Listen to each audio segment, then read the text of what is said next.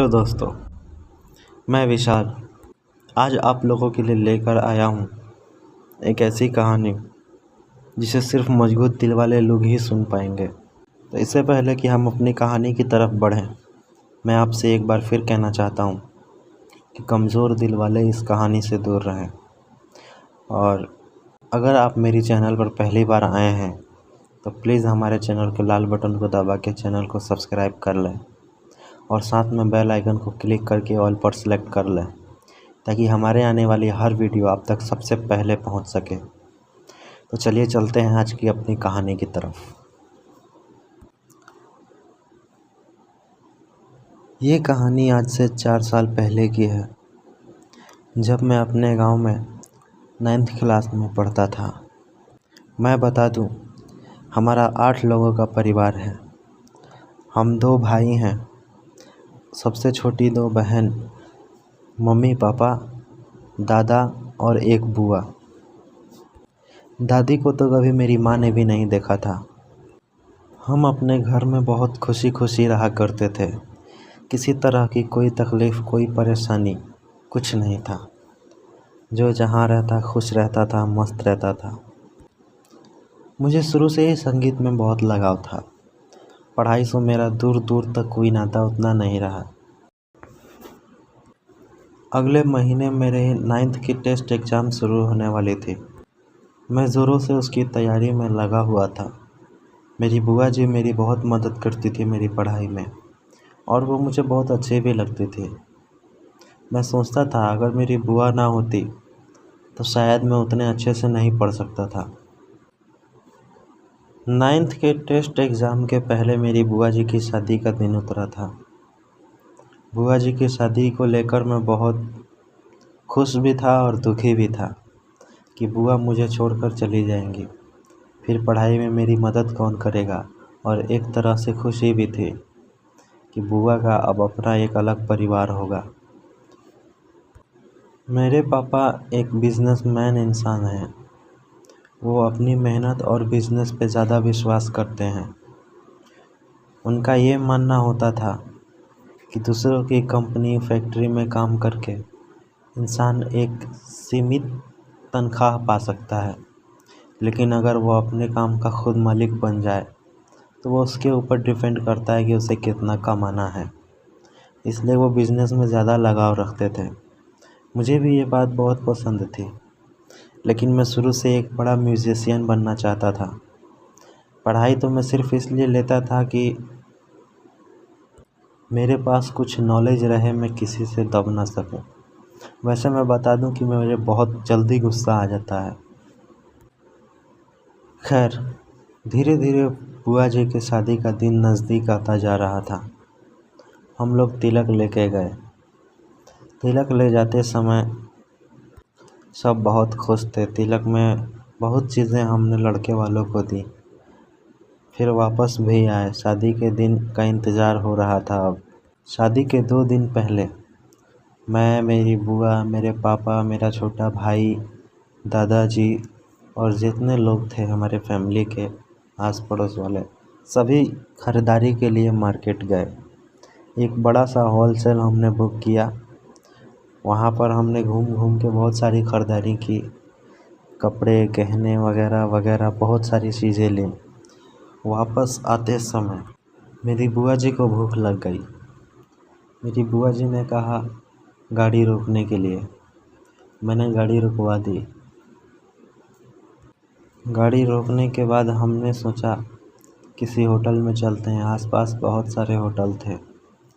हमने उनमें से एक होटल को देखा, इसमें काफ़ी अच्छे अच्छे सामान बिक रहे थे, खाने पीने की चीज़ें। हम सारे लोग उसी होटल में गए। हम सब ने खाना खाया। किसी ने शाकाहारी, किसी ने मांसाहारी, मतलब भर पेट हम लोग खा चुके थे। लेकिन मेरी बुआ जी ने कहा कि मैं यहाँ पर नहीं खाऊंगी, बहुत धूल उड़ रही है, मैं गाड़ी में ही घर जाते जाते खा लूँगी। हम सब राज़ी हो गए। फिर हम जैसे ही गाड़ी में बैठे, बुआ जी खाना खाने लगी। ड्राइवर गाड़ी चला रहा था। बुआ जी ने खाना खाकर पत्ता बाहर फेंक दिया। जो प्लेट होती है पेपर प्लेट, उसे बाहर फेंका और फिर कुछ देर बाद हम घर पहुंच गए। तब तक सब कुछ ठीक था। 2 दिन बाद शादी थी, टेंट हाउस वगैरह हर चीज़ की सजावट तैयारी पूरी हो चुकी थी। अब बस बारातियों का इंतज़ार हो रहा था। 2 दिन बाद गाने बजने लगे डीजे पर और शाम का इंतज़ार था कि शाम हो और कब बाराती आए। खैर, शाम के उस वक्त 3 बज रहे थे। लगभग 9 बजे का समय था बाराती के आने का। हम सब पूरी तैयारी करके बैठ के सिर्फ इंतज़ार कर रहे थे। तभी मेरे पास एक कॉल आया कि बुआ जी तुमको बुला रही हैं। मैं बुआ जी के पास गया। उन्होंने बताया, विशाल मेरा सिर बहुत दर्द कर रहा है। मैंने कहा 1 मिनट आप यहाँ पर आराम करिए, मैं मेडिसिन्स लेकर आता हूँ। मैं अपने रूम में गया और कुछ सर दर्द की गोलियाँ रखी थी। जैसा कि मैंने बताया था कि मेरे पढ़ाई में मन नहीं लगता, मैं गोली खा खा के ज़बरदस्ती पढ़ाई करता हूँ। मैं उसमें से मेडिसिन्स का सेट ले जाकर अपनी बुआ जी के पास रख दिया और उनसे कह दिया इसमें से दवा खा लीजिएगा, सब ठीक हो जाएगा। फिर मैं वापस नीचे आ गया। बुआ जी को बहुत सारी औरतें मिलकर तैयार कर रही थीं। तब तक कुछ देर बाद बारात भी आ गई। 9 बजने में करीब 10 मिनट कम होंगे।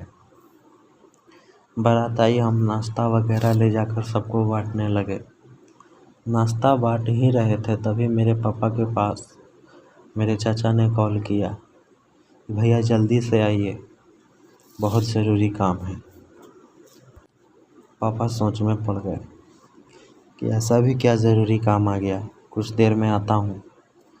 चाचा बोले, नहीं, जो कर रहे हैं उसको छोड़िए, फ़िलहाल जल्दी आइए घर पे। स्कूल पे नाश्ता बांटा जा रहा था, मेरे पापा वहीं थे, बाइक उठाकर वो घर चले गए। घर गए तो देखा कि बुआ जी बेहोश, जहाँ मेकअप हो रहा था उसी रूम में बेहोश गिरी हुई थी। सबको बहुत चिंता हो गई। बाद में बुआ जी को किसी तरह होश में लाया गया तो उन्होंने बताया कि जब मेरा मेकअप करके सारी औरतें बाहर चली गईं तो पता नहीं ऐसा लगा जैसे किसी ने मेरे सर पे बहुत ज़ोर का हथौड़े जैसा भारी चीज़ से मारा हो और मैं चलते चलते यहीं पे चक्कर खा के गिर गई। खैर, अभी सब ठीक है, मैं बिल्कुल रेडी हूँ, फिट हूँ। सबको उनके होश में आने के बाद थोड़ी तसल्ली हुई। सबने समझाया भी कि दिमाग में किसी तरह का टेंशन मत रखो और दिमाग एकदम फ्री रखो। आज तुम्हारी शादी है, थोड़ी भी गलती लड़के वालों को नाराज़ कर सकती है। बुआ जी ने कहा, हाँ भैया, अब मैं ठीक हूँ, आप लोग तैयारी करिए। तभी जो दूल्हा था वो मंडप में आया। पंडित मंत्र पढ़ने लगे और उन्होंने कहा, दुल्हन को बुलाइए। जब दुल्हन को लेने गए तो मैं भी उनके साथ गया। मैं बता दूं, बुआ जी से मुझे बहुत प्यार था। मैं अपनी बुआ से कुछ देर के लिए भी अलग रहना पसंद नहीं करता था और वो भी मुझे उतना ही प्यार करती थी। हम दोनों एक दोस्त की तरह थे। मैं अपनी कोई भी प्रॉब्लम उनसे शेयर करता था, चाहे वो किसी प्रकार का भी हो, और वो मुझे उसका सलूशन बताया करती थी। जब बुआ जी मंडप में आई, जब पंडित मंत्र पढ़ने लगा तो पता नहीं क्यों बुआ जी अपना सर पकड़कर वहीं बैठी थीं। किसी ने इस बात पर ध्यान नहीं दिया, लेकिन मुझे लगा कि बुआ जी का तबीयत कुछ ठीक नहीं है।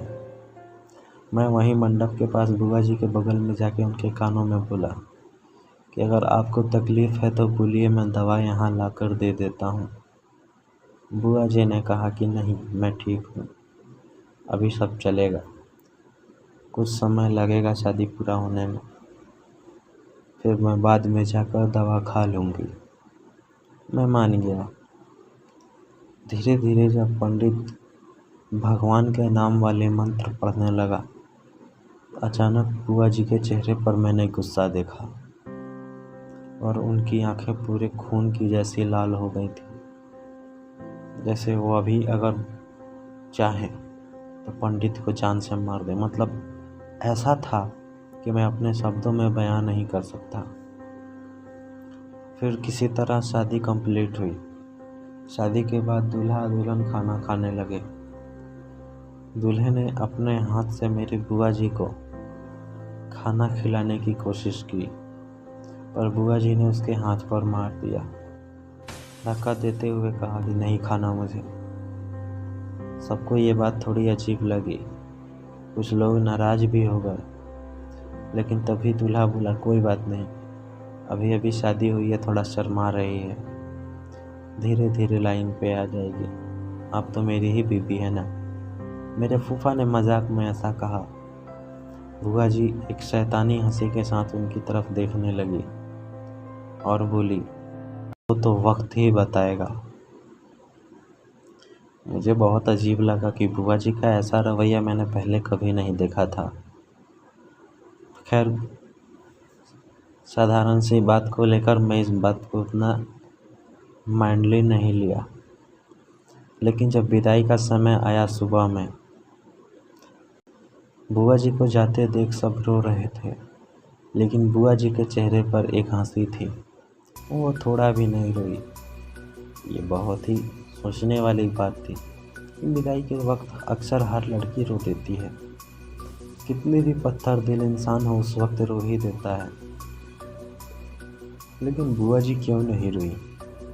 खैर, ये तो अच्छी बात थी कि बुआ जी खुशी खुशी जा रही थी, लेकिन ये बात मेरे दिमाग में थोड़ी खटकी। बुआ जी की विदाई के 10 दिन बाद मेरा 9 महीने का टेस्ट परीक्षा जो था वो शुरू हुआ। परीक्षा के बाद जब मैं 2-3 दिन के लिए घर पर रेस्ट करने के लिए स्कूल से छुट्टी लेकर आया, तो छुट्टी के लास्ट दिन मेरे पापा के पास बुआ जी के ससुराल से फ़ोन आया कि ये बहुत अजीब अजीब हरकतें करती है, किसी से ठीक से बात नहीं करती, ठीक से किसी से मिलती नहीं है, अगर कोई इससे बात करे तो उससे गुस्से में बात करती है, इसे गुस्सा बहुत जल्दी आ जाता है। मुझे लगता है कि इसे यहाँ अकेलापन महसूस हो रहा है। आप एक काम करिए, विशाल को या उसके छोटे भाई को, किसी को यहाँ पर भेज दीजिए जिससे इसका दिल लगा रहे। मेरे पापा ने मान लिया और मुझसे पूछा कि विशाल तुम्हारी कितने दिन की छुट्टी बाकी है। मैंने कहा पापा आज तो लास्ट डेट है, कल से स्कूल वापस जाना होगा। तो पापा ने कहा तुम्हारी बुआ सबसे ज़्यादा तुमसे लगाव रखती है, एक काम करो, तुम 1 महीने की छुट्टी और ले लो, मैं स्कूल में तुम्हारे बात कर लेता हूँ और अपनी बुआ के यहाँ चले जाओ। मैंने कहा जी पापा, ठीक है। मैंने एक लेटर लिखा और स्कूल में भिजवा दिया। अगले दिन पापा के पास फ़ोन आया तो उन्होंने सारी बात बताई कि उसकी बुआ का शादी हो चुका है, वहाँ पर वो ठीक से रह नहीं पा रही है, इसलिए 1 महीने के लिए मैंने विशाल को वहाँ भेजा है। स्कूल के लोग भी मान गए। मैं अपनी बुआ जी के यहाँ गया, सबको नमस्ते किया। बुआ जी मुझे देख के बहुत खुश हुई और दौड़ के आके मुझे गले से लगा लिया और जल्दी से मुझे अपने बेडरूम में ले गई और मेरे लिए खाने पीने की चीज़ें ले आई और बोली, अच्छा हुआ तुम आ गए, मेरा यहाँ बहुत मन घुट रहा है, यहाँ कुछ भी अच्छा नहीं लग रहा है, पता नहीं क्यों मुझे यहाँ पर डर सा लगा रहता है और कोई कुछ बोले तो बहुत जल्दी गुस्सा आ जाता है। लेकिन अच्छा किया तुम आ गए, अब सब ठीक रहेगा। जब भी मेरा दिल नहीं लगेगा मैं तुमसे बातें कर लिया करूँगी। मैंने कहा जी बुआ जी, मैं इसीलिए तो आया हूँ कि आपको अकेलापन महसूस ना हो। खैर एक बात बताइए, फूफा जी आप पर गुस्सा तो नहीं करते ना? बुआ बोली, कि नहीं, कभी कभी मेरी ही गलतियों की वजह से वो मुझे कभी डांट दिया करते हैं और नाराज़ होने पर फिर मना भी लेते हैं। मैंने कहा ये तो अच्छी बात है। फिर कुछ देर बाद रात हुई। बुआ जी ने मुझे खाना खिलाया और अपने बेडरूम के बगल वाले रूम में मुझे एक कमरा दिया और बोली कि यहीं सो जाओ, रात को या कभी भी कोई चीज़ का ज़रूरत पड़े तो मुझे बताना। मैं बोला जी बुआ जी ठीक है। हम सब सो गए थे, लेकिन बुआ जी बिल्कुल ठीक थी। उस समय मैंने सोचा कि चलो सब कुछ ठीक है, मैं भी सो जाता हूँ। मेरी रात को 2 बजे 3 बजे तक जागने की आदत है। मैं बता दूँ मैं बहुत कम सोता हूँ। 24 घंटे में 4 घंटे 5 घंटे से ज़्यादा मुझे नींद नहीं आती। मैं बैठकर गाने ही लिख रहा था, तभी मेरी बुआ जी के कमरे से मुझे पायल की आवाज़ आई। मैंने सोचा शायद बुआ जी उठ गई होंगी, अब जाके नहाएंगी, पूजा करेंगी। मैं वैसे ही गाने लिखते रहा और मैं करता भी क्या। तभी मेरे दरवाज़ा किसी ने खटखटाया।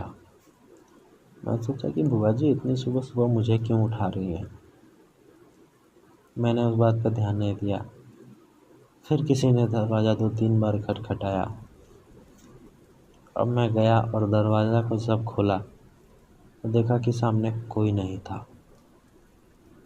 मुझे बहुत अजीब लगा। फिर मैंने गेट बंद करके अंदर आके गाने का एक लास्ट अंतरा बाकी था, मैं उसे ही लिख रहा था। तभी मैंने सोचा सुबह तो हो गई है, चलता हूँ देखता हूँ आसपास के गांव में क्या क्या है। उस वक्त करीब 5 बज चुके थे। मैं उठा, गया, घूम, वापस आया तो मैंने देखा बुआ कहीं दिखाई नहीं दे रही है घर में। फिर मैं बुआ जी के रूम में आया तो मैं देखा कि बुआ जी अभी तक सोई हैं। मैंने उनको जगाने की कोशिश की। मैं बता दूं मैं अपनी बुआ जी से बहुत मजाक करता हूँ। मैं उनके पैर में पहले मैंने सोचा कि इनके पैर में गुदगुदी करता हूँ, फिर ये उठ जाएंगी। मैंने धीरे से पैर में गुदगुदी की पर उनके ऊपर कोई असर नहीं हुआ। फिर मैंने उनके कान में जाके ज़ोर से चिल्लाया। जैसे ही मैं ज़ोर से चिल्लाया उन्होंने मुझे ज़ोर से थप्पड़ मार दिया और बोली परेशान मत करो मुझे, भाग जाओ यहाँ से। मैं डर गया, मुझे ये चीज़ अच्छी नहीं लगी। बुआ जी ने आज तक कभी मुझे डांटा तक नहीं था, आज थप्पड़ क्यों मारा। खैर मैंने अपने फूफा को ये बात बताई कि बुआ जी को क्या हुआ है। उन्होंने बताया विशाल ये ऐसे ही हरकतें करती रहती है, इसीलिए इससे जल्दी कोई बात तक नहीं करता डर के मारे। मैंने कहा नहीं फूफा जी, ऐसी तो कोई बात नहीं है, इन्हें कहीं दिखाइए डॉक्टर टेस्ट के पास। वो फूफा ने कहा कि शादी के बाद मैंने इसको दिखाया था, आए हुए 2 दिन ही हुए थे, हम इतने परेशान हो गए, इसे दिखाना पड़ा। डॉक्टर ने साइकाइट्रिस्ट ने बताया कि सब कुछ नॉर्मल है, कोई परेशानी नहीं। इनके सर में थोड़ा दर्द रहता है, उसके लिए मेडिसिन आप इनको दीजिए। हमने सब किया, कुछ दिन ठीक रही, फिर 2 दिन बाद वैसे ही प्रॉब्लम स्टार्ट हो गई। उसके बाद मैंने कहा चलिए कोई बात नहीं, शायद कोई टेंशन होगा। फूफा बोले हाँ हो सकता है। मैंने कहा कि चलिए फूफा जी मुझे अपना गांव दिखाइए। सुबह सुबह तो मैं जाकर घूम आया, लेकिन फिर भी मुझे लगता है पूरा गांव में अच्छे से अकेले नहीं घूम पाऊँगा। मेरे फूफा लेके गए, वो अपना मोबाइल सब कुछ घर पर छोड़ गए थे। उन्होंने एक हाफ पैंट पहना था और बनियान पहना था। मैंने जीन्स और टी शर्ट पहना था। मेरे पास मेरा फ़ोन था। हम जब आधा ही गांव घूमे थे तभी घर से फ़ोन आया, मेरे फूफा के घर से, कि जल्दी से आइए।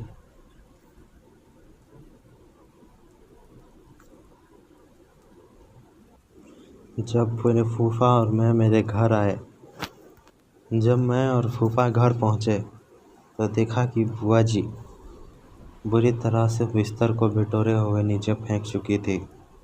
सारे लोग दरवाजे के बाहर खड़े थे। मेरे फूफा अंदर गए। मेरी बुआ जी ने यहाँ तक कि उन्हें भी कस के एक चांटा मारा। उस वक्त मुझे अपनी बुआ पर बहुत गुस्सा आया था, पर मैं क्या कर सकता था। मैं अपनी बुआ के ससुराल में था। मैं उन्हें ठीक से डांट भी नहीं पाया। मैं ये कहना चाहता था कि बुआ जी, ये अच्छी बात नहीं है। इतना मैंने सोचते ही मेरी बुआ जी ने मुझे आवाज़ लगाई। मैं अंदर उनके कमरे में गया। बुआ जी ने कहा कि तुम मुझे डांटना चाहते हो, हिम्मत है, डांट के दिखाओ मुझे, तुम्हें भी थप्पड़ लगाऊंगी। तभी मेरा गुस्सा और तेज़ हो गया। मैंने कहा, बुआ जी, ये क्या कर रही हो आप? उन्होंने कहा, बकवास बंद करो, चले जाओ यहाँ से। किसने बुलाया तुझे यहाँ पे? मुझे ये बात बहुत बुरी लगी। उसी वक्त मैंने अपना बैग पैक किया और मैं वहाँ से चला गया। अपने घर जाने के बाद वहाँ क्या हुआ क्या नहीं मुझे कुछ नहीं पता। अगले दिन जब मैं अपने घर पहुँच गया, मेरे घर वालों ने पूछा, तुम क्यों आ गए? मैंने उनसे कहा कि बस ऐसे ही, मैं बताना नहीं चाहता था क्योंकि सब लोग बुआ जी पर बहुत गुस्सा करते और ये बात मुझे अच्छी नहीं लगती। फिर करीब 3 दिन बाद मेरे बुआ जी के घर से फिर मेरे पापा को फ़ोन आया कि आप लोग जल्दी से हमारे फार्म हाउस पर आइए। पापा ने कहा, पर क्या हुआ? तो मेरे फूफा ने कहा कि प्लीज़ आप जल्दी आइए, बाद में बताएंगे क्या हुआ। मेरे पापा ने गाड़ी निकाली, हम सब तैयार हुए। मैं नहीं जाना चाहता था, लेकिन फिर भी मेरी माँ ने ज़बरदस्ती मुझे तैयार कराया और कहा कि चलो। जब हम वहाँ पहुँचे तब हमने देखा कि बुआ जी को कुर्सी पर रस्सी से बांध कर रखा हुआ था। मुझे उस वक्त बहुत गुस्सा आया। मैंने अपनी बुआ जी को ऐसे बंधे देख अपने आप पर कंट्रोल नहीं कर पाया। मैंने अपने फूफा को बहुत डांट लगाई, बहुत चिल्लाया उनके ऊपर और कहा कि मैं अपनी बुआ जी को खोलने जा रहा हूँ। मेरे फूफा ने मुझे रोका, नहीं विशाल, ऐसी गलती मत करना, वरना ये बहुत ख़तरनाक हो चुकी है, ये तुम्हें नुकसान पहुँचा सकती है। मैंने कहा, फालतू की बात मत करिए, मेरी बुआ ऐसी नहीं है, ज़रूर आप लोगों ने कुछ किया है इनके साथ। मेरे फूफा मुझसे नाराज़ थे क्योंकि मैंने ऐसी बात ही कह दी थी। मेरे फूफा भी मेरी बुआ से बहुत प्यार करते थे, वो उन्हें किसी तरह की तकलीफ़ नहीं देना चाहते थे, लेकिन मुझे ये बात उस समय समझ नहीं आई। मैं दौड़ के गया, अपनी बुआ जी का हाथ पैर मैंने कुर्सी से खोल दिया। हाथ पैर खोलते ही वापस मुझे खींच लिया गया पीछे। मेरी बुआ की ससुर ने और फूफा ने मुझे पीछे खींचा। तभी मेरी बुआ वापस जाग उठी। जब उन्होंने आँख खोली तो मेरे होश उड़ गए। मैंने देखा उनकी आँख के अंदर ऐसा लग रहा था जैसे धधकती आग जल रही हो, और उनके बहुत तेज़ी से पसीने छूट रहे थे और वो दांत किटकिटा रही थी। उस वक्त मैं अपनी बुआ जी को देखकर बहुत दुखी हुआ। सच बताऊं तो मेरा रोने का दिल कर रहा था। बुआ को इतनी बुरी हालत में मैंने कभी नहीं देखा था। फिर 3-4 लोगों ने मेरी बुआ जी को पकड़कर वापस कुर्सी पर बांधा और फिर मैंने पूछा कि आखिर इनको हुआ क्या है। तो मेरे फूफा ने बताया कि जब तुम यहाँ से गए तो इसने तुम्हारी दादी को बहुत बुरी बुरी गालियाँ दी और मुझे थप्पड़ भी मारा, और यहाँ तक कि मेरे पापा को बहुत बेइज्जती की। मेरे समझ में नहीं आया कि मैं क्या करूँ, तो मैंने इसके मुंह में रुमाल भरकर कुर्सी से बांधा। फिर ये रोने लगी, गिड़गिड़ाने लगी। मुझे तरस आया, मैंने खोल दिया। फिर रात को जब हम सोए तो मैं और ये दोनों बिस्तर पे सोए थे। तुम्हारी बुआ धीरे धीरे बिस्तर पर मेरे पास आई और मुझे पहले जगा कर देखा। मैं पक्की नींद पर था। वैसे तो मैं बता दूं कि मैं नाटक कर रहा था। फिर तुम्हारी बुआ ने तकिए के नीचे से चाकू निकाल के मुझे मारने की कोशिश की। तभी मैंने हाथ पकड़ लिया और फिर मुझे कुछ समझ में नहीं आया कि मैं क्या करूं। फिर तुम्हारी बुआ को मैंने 2-4 थप्पड़ लगाए और उसी रात को कुर्सी पर बांध के यहाँ फार्म हाउस ले आया। अब बताइए मैं क्या करूं? इसको क्या हुआ है? अभी तो हमारी शादी को 1 महीना भी नहीं हुआ और इतनी दिक्कतें आने लगी। मैंने अपने फूफा से कहा कि आप झूठ बोल रहे हो, मेरी बुआ ऐसी बिल्कुल नहीं थी। ज़रूर आप लोगों ने इसके ऊपर जादू टोना या कुछ करवाया है। मैंने कहा इन्हें किसी बाबा से दिखाया जाए। सब बात पर राजी थे। मैं एक बाबा को जानता था, उन्होंने मेरे टीचर के बेटे को ठीक किया था। मैंने कहा अपने फूफा से कि मैं एक बाबा को जानता हूँ, अगर आप सब राज़ी हों तो मैं अपनी बुआ को वहीं दिखाना चाहता हूँ। सब बोले ठीक है। 3 कार चली, तीनों गाड़ियों में आदमी भर भर के थे। बीच में बुआ जी वाली कार थी। जैसे ही हम उस बाबा के घर के सामने पहुँचे, मेरी बुआ ज़ोर ज़ोर से चिल्लाने लगी और बोली, अब इसका कुछ नहीं हो सकता, तुम बेकार यहाँ पर लाए हो। उस वक्त मेरे कुछ समझ में नहीं आया। मैंने कहा इनकी बातों पर ध्यान मत दो, इन्हें कस के पकड़ के अंदर ले चलो, नहीं जाए तो उठा कर ले चलो। सब ने इन्हें उठाया और अंदर ले गए। तांत्रिक ने हवन ववन हर चीज़ की तैयारी पहले से पूरी कर रखी थी। उन्होंने कहा इसे सामने बैठाओ, लेकिन बुआ जी नहीं बैठी। हमारे कुछ समझ में ही नहीं आया कि क्या हो रहा है। तांत्रिक के सामने बुआ जी नहीं बैठ रही थी। तांत्रिक ने एक काले रंग की छड़ी उठाई और बुआ जी की तरफ दिखाया और कहा, बैठ जा यहाँ पे, मैं जानता हूँ तू कौन है और क्या चाहती है। मुझे ये बात कुछ समझ में नहीं आई। इतना तांत्रिक के बोलते ही मेरी बुआ जी चुपचाप जाकर वहाँ बैठ गई और एक शैतानी हंसी ज़ोर ज़ोर से हंसने लगी। तभी तांत्रिक ने कहा, क्या चाहिए तुझे, बता मुझे, मैं तुझे वो सब दूंगा। बस ये बता कि इस लड़की को छोड़ने के बदले तुझे क्या चाहिए। मेरी बुआ जी ने कहा कि मुझे क्या चाहिए, मेरे पास सब कुछ है, मुझे अपने घर जाने दो। तांत्रिक ने कहा, बकवास बंद कर, तू जानती नहीं किससे बात कर रही है। तुझ जैसे बहुत को मैंने ठीक किया है और आज तुझे भी ठीक करूँगा। तुझे क्या लगता है तू इसे अपने साथ रखकर बहुत परेशान करेगा, इसका खून चूसेगा? मैं बता दूं कि उस तांत्रिक का सारा करा धरा देख मुझे बहुत डर लग रहा था। मैं चुपचाप कार में जाके बैठ गया, सबसे अलग अकेले। मेरी बुआ जी के साथ अंदर क्या हो रहा था मैं बाहर बैठे बैठे सब सुन रहा था। मेरी बुआ ज़ोर ज़ोर से चिल्ला कर कह रही थी कि जाने दे मुझे, वरना तेरे साथ बहुत बुरा होगा।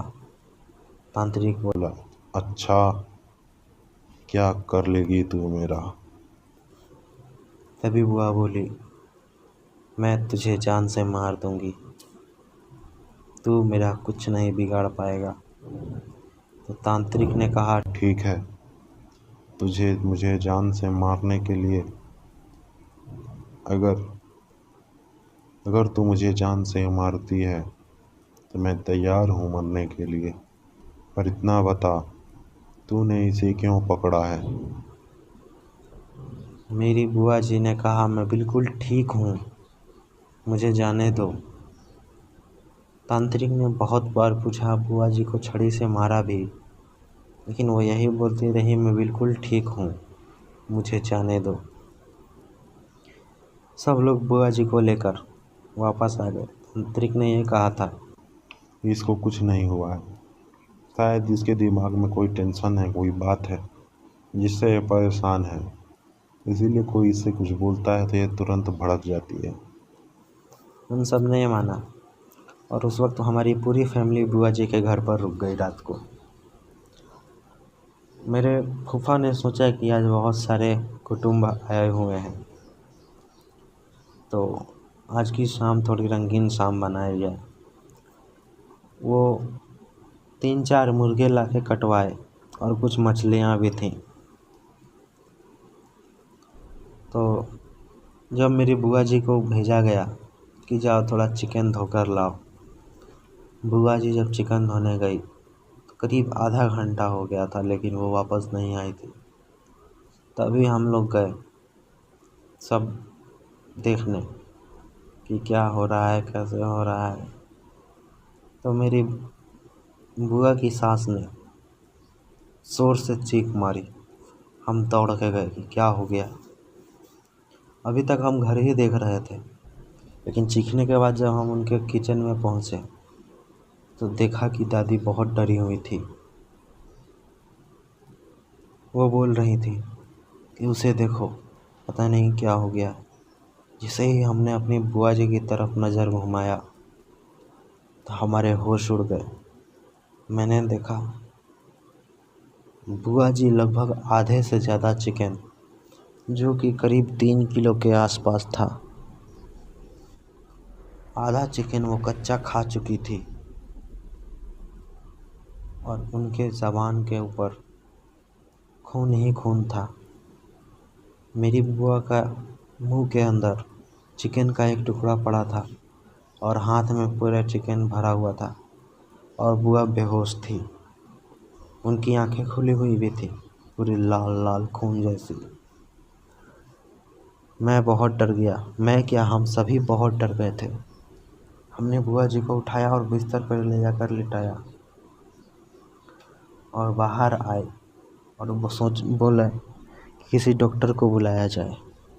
डॉक्टर आया, उन्हें इंजेक्शन दिया आराम का, कुछ दवाइयाँ लिख कर चला गया। डॉक्टर ने कहा इनका खास ध्यान रखा जाए, इन्हें दिमागी प्रॉब्लम है जो अभी पकड़ में नहीं आ रही है, लेकिन बाद में बहुत भयानक रूप भी ले सकती है। फूफा ने कहा जी डॉक्टर साहब, हम पूरा ध्यान रखेंगे। तभी मेरी बुआ जी अंदर से कुछ बड़बड़ा रही थी। सब लोग अंदर गए।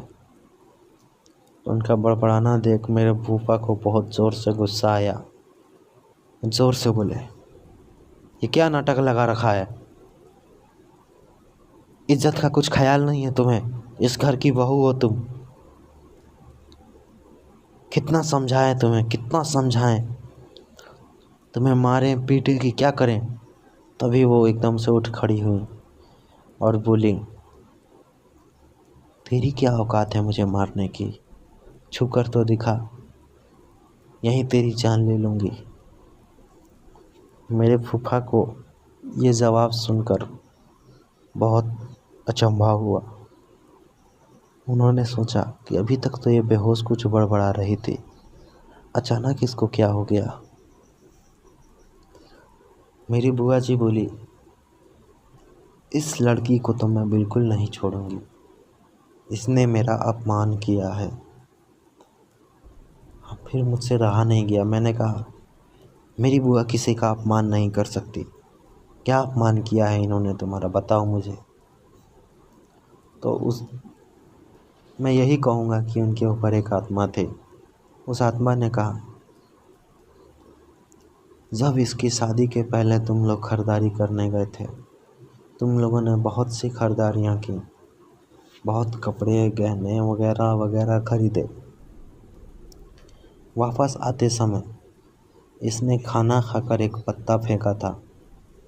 वो पत्ता जहाँ मेरी चिता जलाई गई थी उसके ऊपर आके गिरा और किसी का जूठा मेरी चिता के ऊपर मिले, ये बात मुझे बिल्कुल बर्दाश्त नहीं है। अब तो मैं इसे अपने साथ लेकर जाऊंगी। तुम में जितना दम हो तुम रोक लो, लेकिन इसे अब बचा नहीं पाओगे। मेरे फूफा सर पकड़ के बैठ गए। उन्होंने हम पर भी गुस्सा किया कि आपने इसे रोका क्यों नहीं पत्ता फेंकने से। मेरे पापा बोले कि हमें क्या मालूम था कि इसने पत्ता कहाँ फेंका है। खा रही थी गाड़ी में खाना, इसने पत्ता बाहर फेंका बस। लेकिन उस वक्त तो कोई प्रॉब्लम नहीं था। तभी मैं बोला कि नहीं, बुआ जी का सर दर्द कर रहा था। मंडप में भी उन्हें मैंने काफ़ी परेशान देखा था। और उस वक्त फूफा जब खाना खिला रहे थे तब भी इन्होंने बहुत गुस्सा किया था। तभी मेरे पापा ने मुझे डांटा और बोले कि चुप रह, क्या बकवास कर रहा है। मैंने कहा बकवास नहीं पापा, ये फूफा की ज़िंदगी का सवाल है। इन्हें जल्दी से किसी बड़े दरगाह में या किसी तांत्रिक के पास लेके चलिए। सब लोग राजी हुए। मेरे फूफा के पापा जी बोले, मेरे नज़र में एक दरगाह है, वैसे तो वो यहाँ से काफ़ी दूर है। सुबह अगर निकलते हैं तो शाम को वहाँ पहुँचेंगे। रात भर जैसे तैसे हमने काटी। सुबह जब बुआ जी को लेने गए दरगाह ले जाने के लिए तो बुआ जी अपने बिस्तर पर नहीं मिले।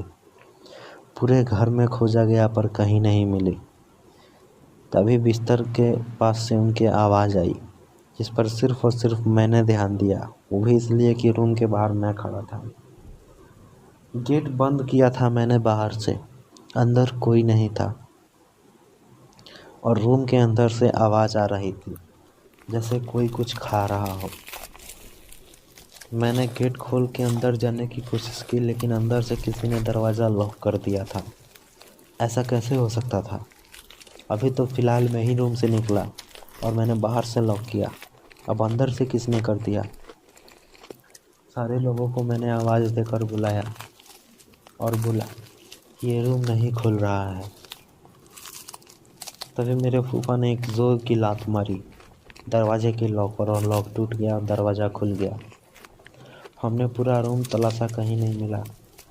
तभी बिस्तर के नीचे से जो नया बेड लगा हुआ था, खून की एक धारा निकली पतली सी। सभी उसे देख के बहुत हैरान हो गए, डर गए कि आखिर ये कैसे हो गया, ये कहाँ से आ रहा है। सब दूर जाके बिस्तर के नीचे देखने लगे। सबने जब नज़र बिस्तर के नीचे डाली, मेरी माँ, मेरी दादी दोनों बेहोश हो चुके थे। देखते ही हमें भी विश्वास नहीं हुआ था। मेरी बुआ ने एक काली बिल्ली पकड़ के उसका गर्दन फाड़ चुकी थी और उसके अंदर से मांस निकाल के खा रही थी। जैसा ही हम चिल्लाए कि बुआ ये क्या कर रही हो, बुआ जोर से चीखी, एकदम से खड़ी हुई, पूरा बेड पलट गया। खड़ी हुई और मुझे और मेरे फूफा को गर्दन से उठा दिया। तुम सब चुप रहो, आज की रात इस लड़की की आखिरी रात है। बीच में जो आएगा वो भी इसी की तरह तड़प तड़प के मरेगा। मैं डर गया था, लेकिन मैं अपनी बुआ को इस हाल में नहीं देख सकता था।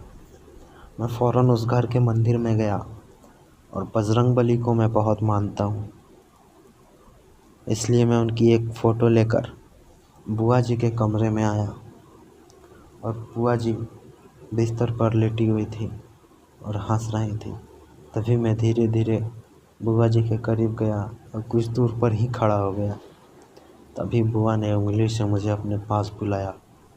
उनकी आंखें पूरी लाल लाल हो चुकी थी, बाल पूरे बिखरे हुए। वैसे तो उनका चेहरा बहुत डरावना दिख रहा था।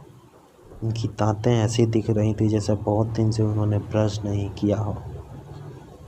चेहरा पूरा सूख गया था। मुझे विश्वास नहीं हो रहा था कि मेरी बुआ क्या थी और क्या हो गई। उन्होंने मुझे पास बुलाया। मैं हनुमान जी की फ़ोटो अपने पीछे छुपा के उनके पास गया और कहा कि अपनी बुआ से बात करना चाहता है। मेरी आंखों में आंसू आ गए थे उस वक्त। मैंने कहा कि हाँ, एक बार मुझे अपनी बुआ से बात करना है। उसने कहा ठीक है, कर ले। जैसे ही बुआ जी बोली, विशाल अब मैं जा रही हूँ, तुम सब ठीक से रहना। मैंने कहा नहीं बुआ जी, ऐसा कैसे हो जाएगा? आप हमें छोड़ के कहाँ जा रही हो? कहीं नहीं जा रही हो, मैं आपको कहीं नहीं जाने दूंगा। तभी बोले कि नहीं विशाल, तुम इसे नहीं जानते, ये बहुत दिनों से मुझे परेशान कर रही है। जब से मेरी शादी हुई तब से मेरा जीना हराम कर दिया है इसने।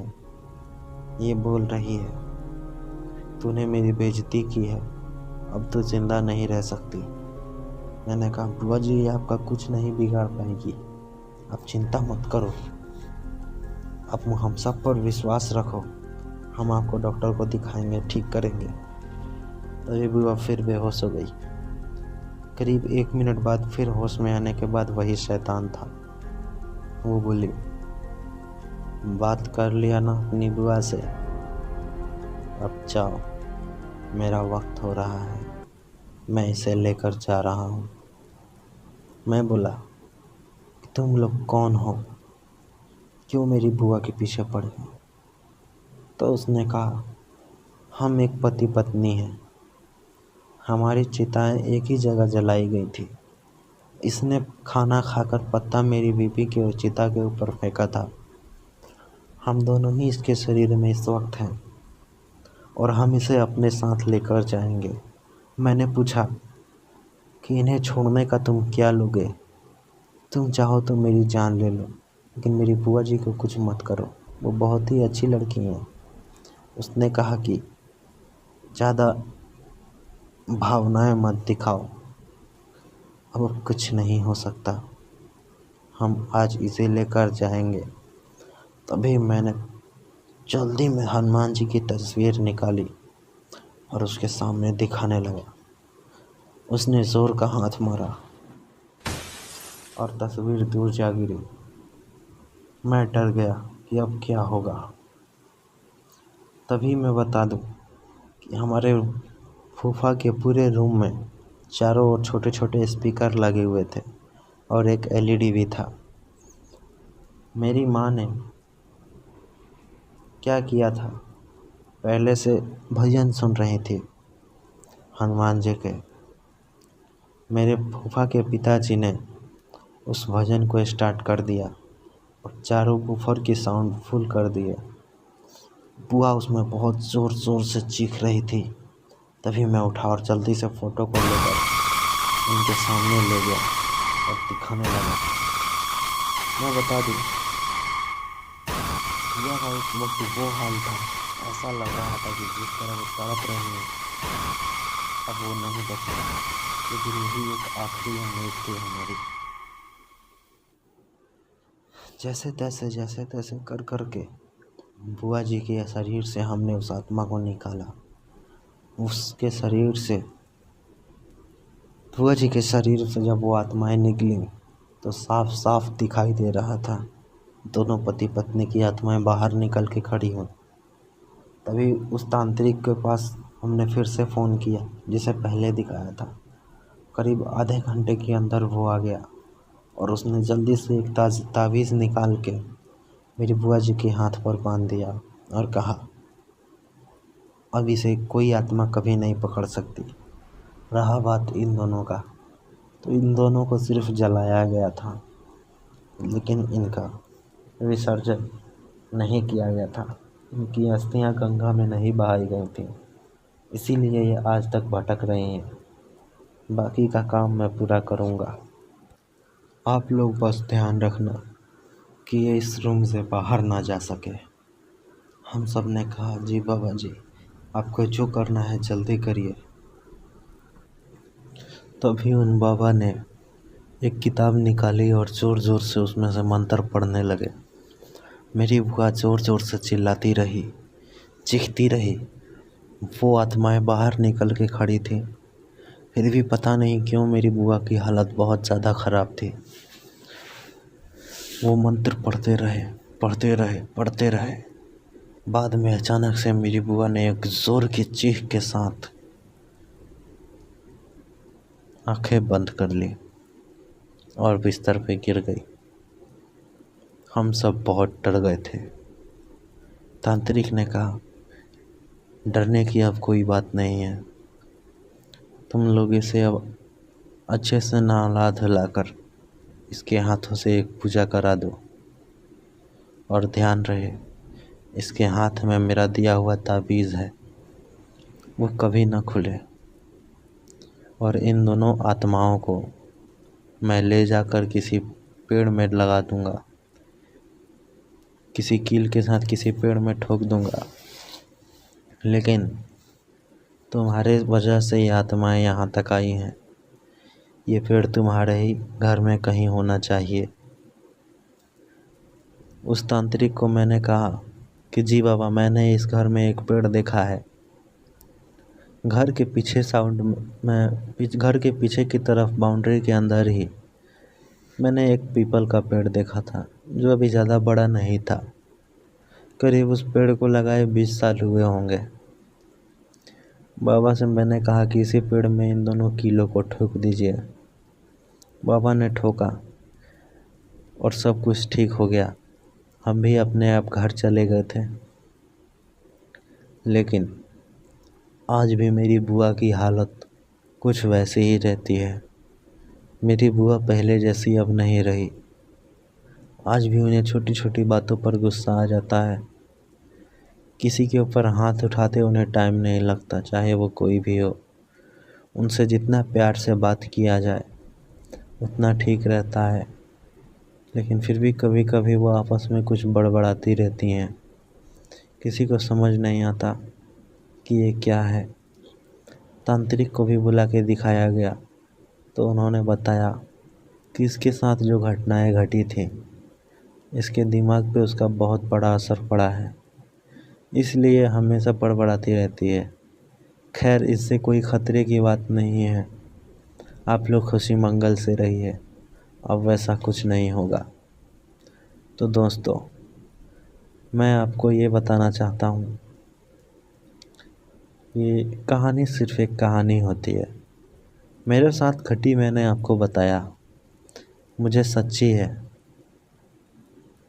ये कहानी मेरे साथ घटी है, इसलिए मैंने आपको सच सच बता दी। अब ये आपके ऊपर है, विश्वास करिएगा या नहीं। मेरा काम है कहानी सुनाना। मैं हफ्ते में 1-2 ऐसी कहानियाँ लाता रहता हूँ। तो चलिए, इसी के साथ अब विदाई लेते हैं। फिर मिलेंगे अगली कहानी के साथ। तब तक के लिए बाय बाय।